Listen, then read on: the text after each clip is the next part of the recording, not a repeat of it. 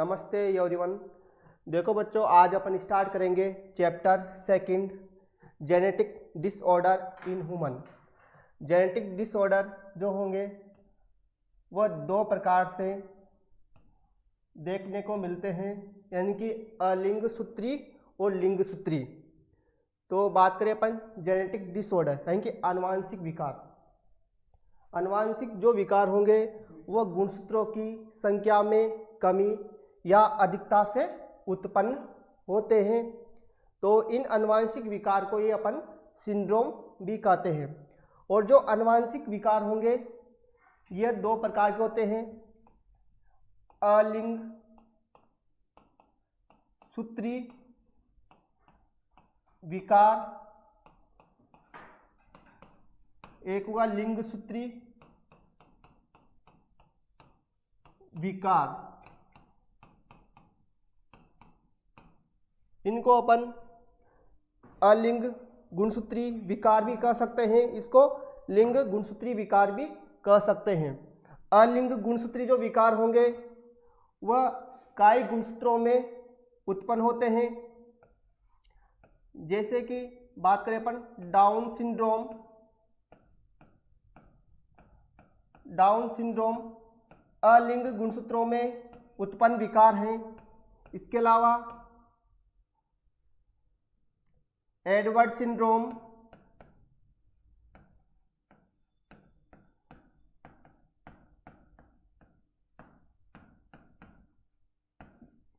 यह भी अलिंगसूत्री विकार हैं। इसके अलावा क्राइटू-चैट syndrome,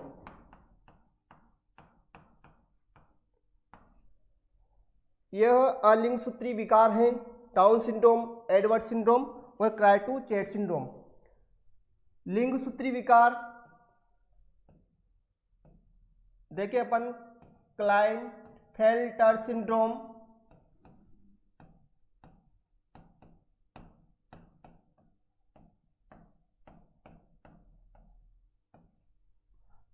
Turner syndrome,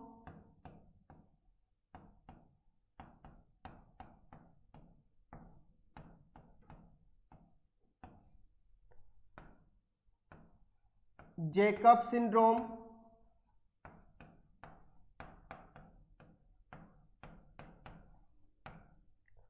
super female,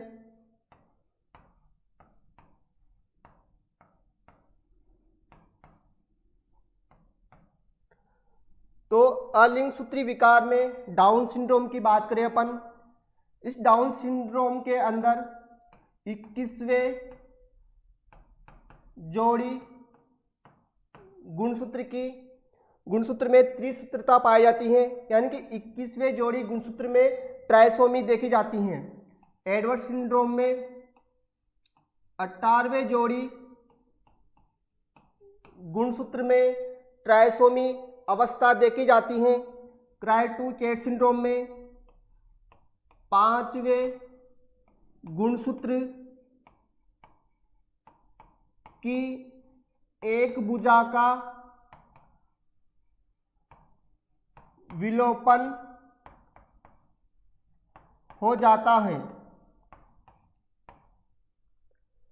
Klinefelter syndrome में बात करें अपन, इसमें यह नर के अंदर होगा और इसमें एक एक्स्ट्रा एक्स गुणसूत्र की अधिकता हो जाती है। टर्नर सिंड्रोम में एक्स गुणसूत्र की कमी होगी और ये मादा के अंदर देखने को मिलता है। जैकब सिंड्रोम में वाई गुणसूत्र की अधिकता हो जाती है, अतिरिक्त वाई गुणसूत्र आ जाता है नर के अंदर। सुपर फीमेल में एक्स गुणसूत्र की अधिकता हो जाती है। तो बात करें अपन सबसे पहले डाउन सिंड्रोम की, तो डाउन सिंड्रोम को डाउन नामक वैज्ञानिक ने बताया और इसे मंगोलिज्म भी कहते हैं, क्योंकि डाउन सिंड्रोम से पीड़ित जो बच्चे होते हैं वह आकार और आकृति में मंगोलिया के निवासियों की तरह दिखाई देते हैं, इसलिए इसको डाउन सिंड्रोम यानी कि मंगोलिज्म सिंड्रोम भी कहेंगे। और इसमें 21वें जोड़ी जो गुणसूत्र होगा उसमें ट्राइसोमी देखी जाती है, यानी कि अलिंग सूत्री जो विकार होगा, जैसे कि मनुष्य के अंदर जो गुणसूत्रों की संख्या होती है वो 46 होती है। 44 तो अलिंग सूत्री और 2 लिंग सूत्री गुणसूत्र होंगे, यानी कि 44 जो गुणसूत्र होंगे इनमें उत्पन्न होने वाले विकार को अलिंग सूत्री विकार कहेंगे, और जो 2 लिंग गुणसूत्र होंगे उनमें उत्पन्न होने वाले विकार को लिंग सूत्री विकार कहेंगे। ये जो विकार है ये लिंग गुणसूत्रों में परिवर्तन के कारण उत्पन्न होते हैं।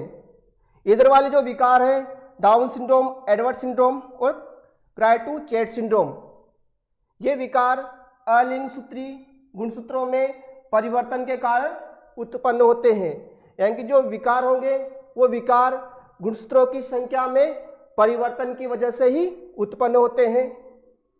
डाउन सिंड्रोम जो होगा इसमें जो बच्चे होते हैं उनका जो सिर भाग होगा वो चपटा होता है और ये लैंगिक जनन करने के लिए सक्षम नहीं होते और इनकी जीभ मोटी होती है डाउन सिंड्रोम से पीड़ित बच्चों में, और आंखों के नीचे त्वचा के वलंस पाए जाते हैं, यानी फोल्ड बन जाते हैं, आंखों के नीचे झुर्रियाँ बन जाएगी, और जो इनकी एज होगी 20 से 25 ईयर होती है। इसके अलावा इनकी जो हाइट होगी वो 3.5 से 4 फीट होती है डाउन सिंड्रोम से पीड़ित बच्चों में। और ये जो उत्पन्न होगा वो 21वें जोड़ी गुणसूत्र में 21वें जोड़ी गुणसूत्र में ट्राइसोमी देखी जाएगी, यानी कि जोड़े में 2 ही गुणसूत्र पाए जाते हैं, लेकिन ट्राइसोमी होना मतलब एक और एक्स्ट्रा आ जाता है। ये तो बात हुई डाउन सिंड्रोम की। इसके बाद बात करें अपन एडवर्ड सिंड्रोम। तो देखिए अपन एडवर्ड सिंड्रोम क्या होता है। यह रोग भी यानी सिंड्रोम अलिंग गुणसूत्रों में उत्पन्न होगा, यानी कि इसमें 18वें जोड़ी गुणसूत्र में ट्राइसोमी देखी जाएगी। ट्राइसोमी का मतलब वही कि जोड़े में 2 ही गुणसूत्र होंगे, एक एक्स्ट्रा गुणसूत्र आ जाएगा 18वें जोड़ी गुणसूत्र पर। तो इस विकार को अपन एडवर्ड सिंड्रोम कहते हैं। और एडवर्ड सिंड्रोम से पीड़ित बच्चों में हृदय विकार होने की संभावना होती है, उनका श्वसन तंत्र भी कमजोर होगा, जनन असक्षम होंगे और मानसिक विकृतियां पाई जाती हैं एडवर्ड सिंड्रोम से पीड़ित बच्चों में। जो क्राइटू-चैट सिंड्रोम है इसमें क्या होगा, 5वें जोड़ी जो गुणसूत्र होगा क्राइटू-चैट सिंड्रोम में 5वें जोड़ी गुणसूत्र की एक भुजा का विलोपन हो जाता है, और इसमें जब बच्चा रोएगा तो म्याऊ म्याऊ की आवाज आती है, यानी कि बिल्ली की तरह आवाज निकालता है क्राइटू-चैट सिंड्रोम के अंदर, क्योंकि उसमें 5वें जोड़ी गुणसूत्र में विकृति आ जाती है, यानी कि एक भुजा का विलोपन हो जाता है। इसके बाद अपन बात करें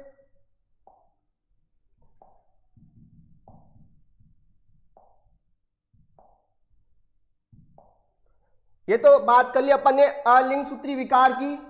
इसके बाद अपन बात करेंगे लिंग सूत्री विकार। इसमें अपन सबसे पहले देखेंगे क्लाइनफेल्टर सिंड्रोम।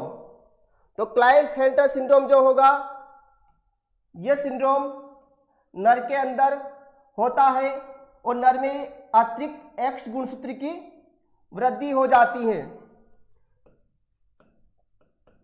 क्लाइनफेल्टर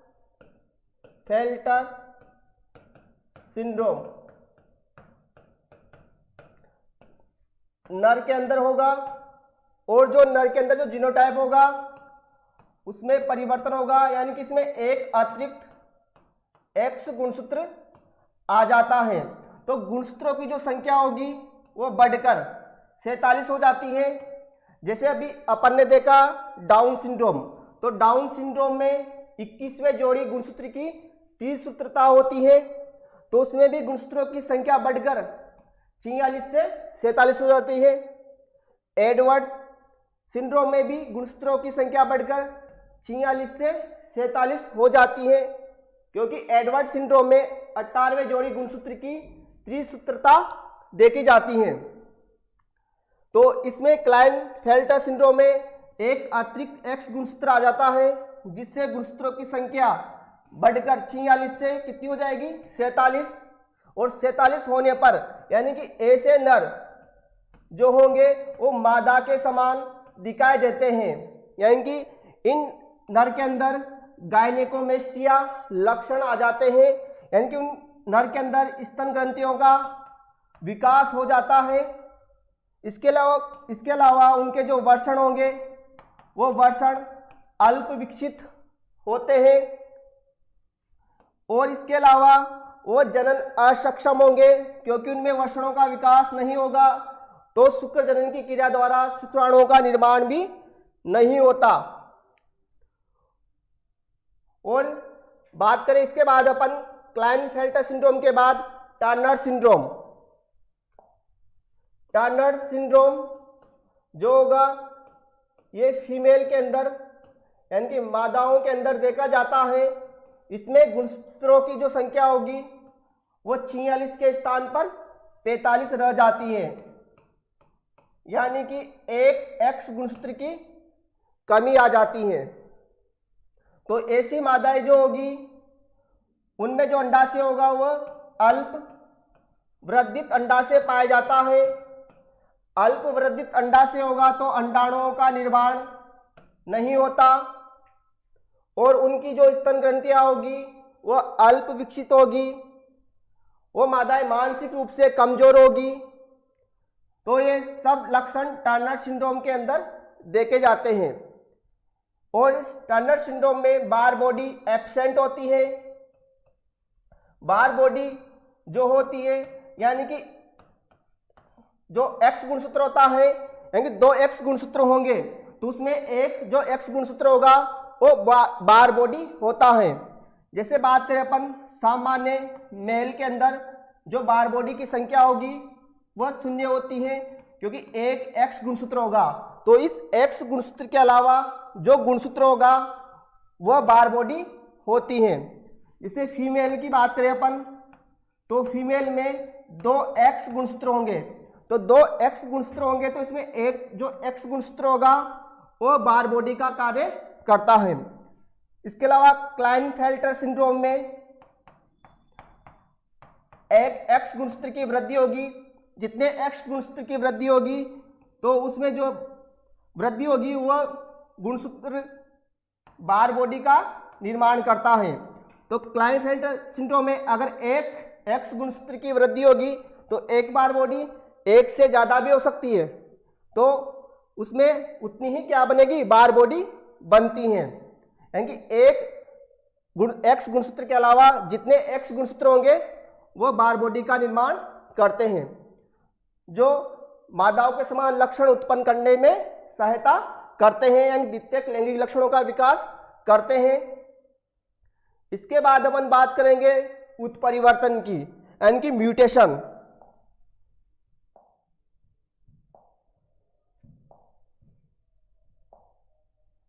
उत्परिवर्तन तो जंतुओं में होने वाला अचानक परिवर्तन, यानी कि जंतुओं का आनुवांशिक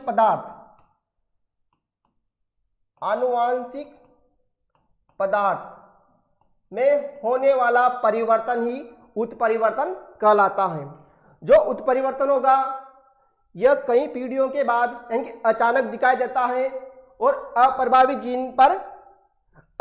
जीन की वजह से उत्परिवर्तन होता है और अचानक से दिखाई देता है। मॉर्गन ने उत्परिवर्तन के बारे में बताया, और मॉर्गन को अपन एक्सपेरिमेंटल बायोलॉजी भी कहते हैं। इसके अलावा बात करें अपन उत्परिवर्तन के प्रकार, तो उत्परिवर्तन के प्रकार फर्स्ट देखें अपन मैक्रो म्यूटेशन, यानी कि बड़े प्रभाव उत्पन्न करते हैं तो उनको अपन क्या कहेंगे, मैक्रो म्यूटेशन। माइक्रो म्यूटेशन जिनके द्वारा छोटे प्रभाव उत्पन्न होते हैं, और इनमें जो मैक्रो म्यूटेशन होंगे तो इस मैक्रो म्यूटेशन की वजह से नई पीढ़ियों का जो निर्माण होगा वह जल्दी होगा, जबकि माइक्रो म्यूटेशन में जो परिवर्तन होंगे वो परिवर्तन एकत्रित होंगे और एक अगली पीढ़ी आएंगी, वो जब एक से अधिक पीढ़ियां संगठित होगी तब जाकर अगली पीढ़ी में वो उत्परिवर्तन दिखाई देंगे, जबकि इसमें जस्ट अगली पीढ़ी में नए उत्परिवर्तन दिखाई देंगे, यानी कि नए लक्षणों का विकास होगा। इसमें जल्दी होगा, इसमें धीरे होगा। लीथल म्यूटेशन यानी कि घातक परिवर्तन, तो इसमें क्या होगा, ऐसे जीन का विकास होगा जो क्या करते हैं, यानी घातक हो, यानी कि सजीवों के लिए घातक होते हैं, यानी नुकसानदायक होते हैं, यानी कि ऐसे उत्परिवर्तन जिनसे क्या हो, जीवों की मृत्यु हो जाती हो, उनको अपन लीथल म्यूटेशन कहते हैं, यानी कि घातक उत्परिवर्तन कहते हैं। फॉरवर्ड म्यूटेशन जो भविष्य में दिखाई देते हो, यानी कि फॉरवर्ड म्यूटेशन यानी कि जो अपन को भविष्य में दिखाई देंगे उनको फॉरवर्ड म्यूटेशन कहते हैं। बैकवर्ड म्यूटेशन जब कोई जीन उत्परिवर्तित हो जाती है और उत्परिवर्तित होने के बावजूद भी वापस अपने सामान्य स्थिति में आ जाती है, इसलिए उसको बोलते हैं बैकवर्ड म्यूटेशन। जीन म्यूटेशन यानी कि जब गुणसूत्रों पर पाए जाने वाले जीन में परिवर्तन होता है तो इसको जीन म्यूटेशन कहेंगे अपन। और जब डीएनए पर N2 सारक प्रेजेंट होते हैं और जब N2 सारक में किसी एक सारक की कमी या अधिकता हो जाती है तो इसको अपन बिंदु म्यूटेशन यानी कि पॉइंट म्यूटेशन कहते हैं। इसके बाद देखिए अपन क्रोमोसोमल म्यूटेशन यानी कि गुणसूत्रों की जो संख्या होगी उनकी संख्या का अधिक होना और कम होना, यह भी किसको दर्शाएगा, क्रोमोसोमल म्यूटेशन को। तो गुणसूत्रों की संख्या बढ़ेगी या घटेगी तो उससे भी क्या होगा, उत्परिवर्तन उत्पन्न होगा। इंड्यूस्ड म्यूटेशन ऐसा उत्परिवर्तन जो कृत्रिम तरीके से उत्पन्न किया जाता है उसको इंड्यूस्ड म्यूटेशन कहते हैं। तो देखेंगे अपन क्रोमोसोमल म्यूटेशन को, तो किस प्रकार उत्पन्न होगा क्रोमोसोमल म्यूटेशन। क्रोमोसोमल म्यूटेशन जो होता है वो दो प्रकार से देखा गया, एक तो संरचना में परिवर्तन की वजह से क्रोमोसोमल म्यूटेशन उत्पन्न होगा और एक संख्या में परिवर्तन की वजह से क्रोमोसोमल म्यूटेशन उत्पन्न होगा। तो संख्या में परिवर्तन यानी गुणसूत्रों की संख्या में कम होना या अधिक होना, तो संख्या में परिवर्तन की वजह से भी होता है, जिसको अपन ने पढ़ लिया यूनिट फर्स्ट के अंदर जेनेटिक डिसऑर्डर में। तो आज अपन बात करेंगे संरचना में परिवर्तन से किस प्रकार म्यूटेशन उत्पन्न होगा। तो क्रोमोसोमल म्यूटेशन में देखेंगे अपन संरचना में परिवर्तन से, तो फर्स्ट बात करेंगे अपन डिलीशन यानी कि विलोपन। इसमें क्या होगा, जब गुणसूत्रों की कोई भुजा विलुप्त हो जाती है तो उसे अपन डिलीशन या विलोपन कहते हैं। इससे क्या होगा, गुणसूत्रों की लंबाई जो होगी कम होगी, जीनों की संख्या कम होगी। डिलीशन विलोपन जो होगा ये ड्रोसोफिला के फंकों का खांचयुक्त होना, तो फंकों का खांचयुक्त होना उसमें देखा गया था इसको। तो डिलीशन मतलब डिलीट कर देना, तो ये दो प्रकार से होता है, यानी गुणसूत्रों की जो भुजा होगी तो उस भुजा में जो विलोपन होगा वो दो प्रकार से देखा जाएगा। तो इसको दो प्रकार से बांटा गया विलोपन को, एक तो टर्मिनल डिलीशन, टर्मिनल मतलब सिरे से, यानी कि सिरे से कोई खंड अलग हो जाएगा गुणसूत्र का, जैसे कि ये गुणसूत्र के खंड है जैसे first, second, third, fourth, fifth, six. तो सिक्स वाला जो खंड होगा ना इसमें ये अलग हो जाएगा, तो इसे क्या कहेंगे अपन, टर्मिनल डिलीशन, यानी कि सिरे से, यानी कि अंतस्थ विलोपन कहेंगे। तो इसमें देखो आप, इस वाले खंड का विलोपन हो गया।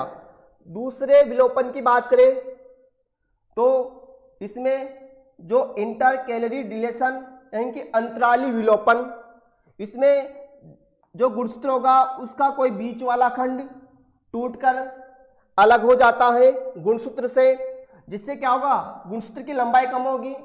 अगर गुणसूत्र की लंबाई कम होगी तो गुणसूत्र पर पाए जाते हैं जीन, तो जीन भी क्या होंगे, कम होंगे।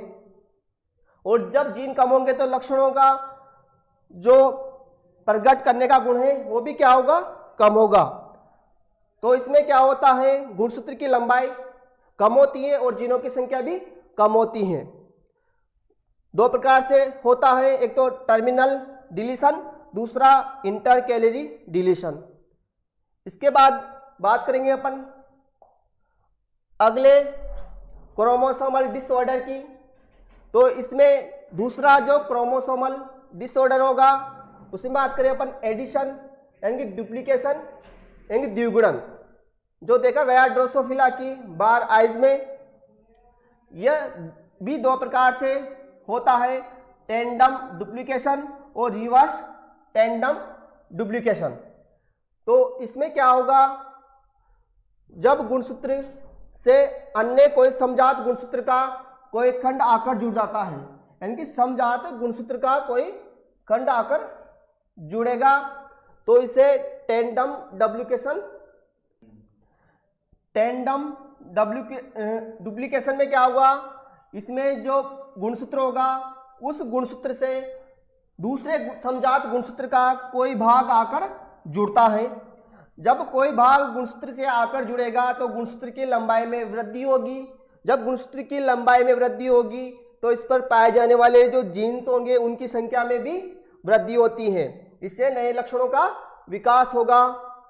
तो ये दो प्रकार से होगा डुप्लीकेशन। फर्स्ट टेंडम डुप्लीकेशन, जो देख लिया अपन ने, समजात गुणसूत्र का कोई भाग आकर जुड़ेगा एक सिरे पर, जबकि रिवर्स टेंडम डुप्लीकेशन जो होगा इसमें समजात गुणसूत्र का जो भाग आकर जुड़ेगा वह रिवर्स क्रम में जुड़ेगा, यानी कि उल्टे क्रम में आकर जुड़ता है।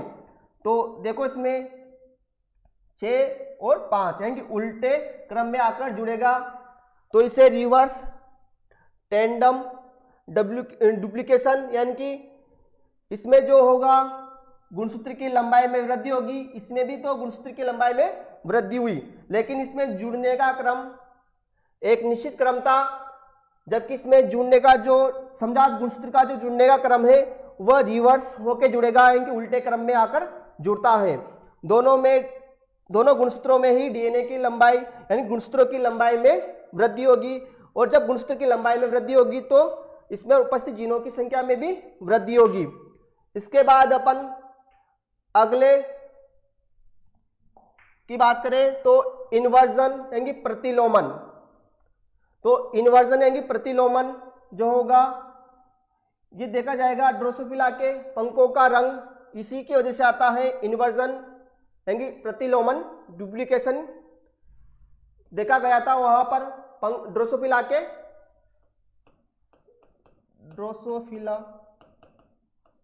पंखों का रंग, उसमें देखा गया इसको इन्वर्सन को। तो इसमें ये इन्वर्सन यानी प्रतिलोमन भी दो प्रकार से होगा, पैरासेंट्रिक इन्वर्सन और पेरिसेंट्रिक इन्वर्सन। जो पैरासेंट्रिक इन्वर्सन होगा इसमें सेंट्रोमियर भाग नहीं लेगा। तो देखो आप इसमें सेंट्रोमियर ने भाग नहीं लिया तो इसमें ये वाला खंड टूटेगा और वापस उल्टे क्रम में आकर जुड़ जाता है। तो इसे कहते हैं अपन इन्वर्सन यानी प्रतिलोमन, यानी कि 180 डिग्री के कोण पर घूमेगा और वापस जुड़ जाएगा। जबकि इसमें पेरिसेंट्रिक में सेंट्रोमियर ने भाग लिया, जुड़ेगा तो ये वाला भाग इधर, इधर वाला भाग इधर, यानी कि इसमें सेंट्रोमियर ने भाग लिया, इसलिए इसको बोलते हैं पेरिसेंट्रिक इन्वर्सन। इसमें सेंट्रोमियर ने भाग नहीं लिया तो इसको पैरासेंट्रिक इन्वर्सन कहते हैं। इसमें डीएनए की लंबाई यानी कि जो गुणसूत्र की जो लंबाई होगी वही रहेगी, डीएनए की लंबाई वही रहेगी। इसमें गुणसूत्र की लंबाई में कोई परिवर्तन नहीं होगा। बस जीन जो होंगे उनका क्रम परिवर्तित हो जाएगा, यानी 5 जब उल्टे क्रम में जुड़ेंगे तो इस भाग में उपस्थित जो जीन होंगे वो इधर आ जाएंगे, वो इधर वाले जीन इधर की ओर ट्रांसफर हो जाते हैं, यानी जीनों का क्रम बदल जाता है। इसके बाद देखिए अपन लास्ट ट्रांसलोकेशन यानी कि स्थानांतरण। तो क्रोमोसोमल म्यूटेशन में लास्ट जो म्यूटेशन देखा गया उसे कहते हैं अपन ट्रांसलोकेशन यानी कि स्थानांतरण, यानी कि क्रोनिक माइलॉइड ल्यूकेमिया। इसमें देखो आप सिंपल ट्रांसलोकेशन,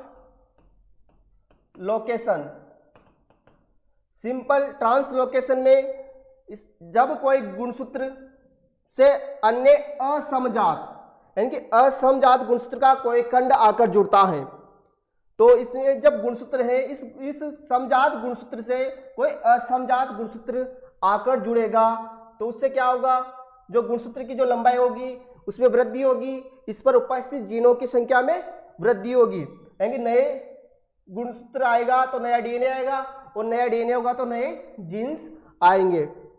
तो सिंपल ट्रांसलोकेशन में एक निश्चित सिरे पर आकर असमजात गुणसूत्र का कोई खंड आकर जुड़ जाता है, तो ये असमजात गुणसूत्र का खंड आकर जुड़ गया किसमें, ट्रांसलोकेशन, सिंपल ट्रांसलोकेशन में।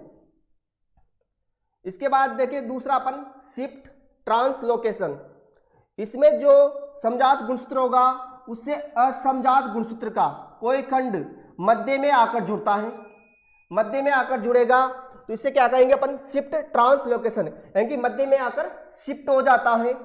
तो इससे क्या होगा, गुणसूत्र की लंबाई बढ़ेगी और जीनों का क्रम भी बदलेगा और नए जीन्स आ जाते हैं। जब कोई नया खंड आएगा तो उसमें उपस्थित नए जीन भी आ जाएंगे, यानी नए जीनों का समावेश होगा। अगला देखिए अपन होमोजाइगोटिक ट्रांसलोकेशन। इसमें समजात गुणसूत्रों का स्थानांतरण होगा। तो इसमें जो जोड़ी के जो गुणसूत्र होंगे, एक जोड़ी ये वाली, तो इसमें जो जोड़ी के एक जोड़ी में 2 गुणसूत्र होंगे तो दोनों ही गुणसूत्र क्या करेंगे, इस ट्रांसलोकेशन में भाग लेंगे। तो इस ट्रांसलोकेशन में भाग लेंगे तो ये वाले भाग इस पर और ये वाले भाग इस पर, यानी कि एक दूसरे पर क्या होंगे, ट्रांसफर होंगे। तो इसलिए ही इसे होमोजाइगोटिक ट्रांसलोकेशन कहते हैं। इसके बाद देखिए अपन दूसरा क्या, 4th नंबर का हेटेरोजाइगोटिक ट्रांसलोकेशन, यानी ट्रांसलोकेशन 4 प्रकार का, सिंपल, शिफ्ट, होमोजाइगोटिक और लास्ट वाला हेटेरोजाइगोटिक ट्रांसलोकेशन। इसमें क्या होगा, असमजात गुणसूत्रों का स्थानांतरण होगा। असमजात गुणसूत्रों का स्थानांतरण, जैसे कि समजात गुणसूत्र, ये वाला भी एक समजात गुणसूत्र है, तो इसमें जो ये असमजात गुणसूत्र है तो इनके मध्य ही क्या होगा, जीनों का आदान प्रदान होगा, यानी गुणसूत्रों के खंडों का आदान प्रदान होगा। ये वाला खंड इधर, ये वाला खंड इधर। तो देखो आप इसमें ये वाला खंड यहां से यहां आ गया और इधर वाला खंड इधर चला गया। तो इस प्रकार इसमें असमजात गुणसूत्रों के मध्य क्या होगा, गुणसूत्रों का यानी डीएनए खंडों का यानी गुणसूत्रों के खंडों का आदान प्रदान होता है। तो इसी के साथ अपन ने इस टॉपिक को कंप्लीट कर लिया। तो आज के लिए बस इतना ही। थैंक्स।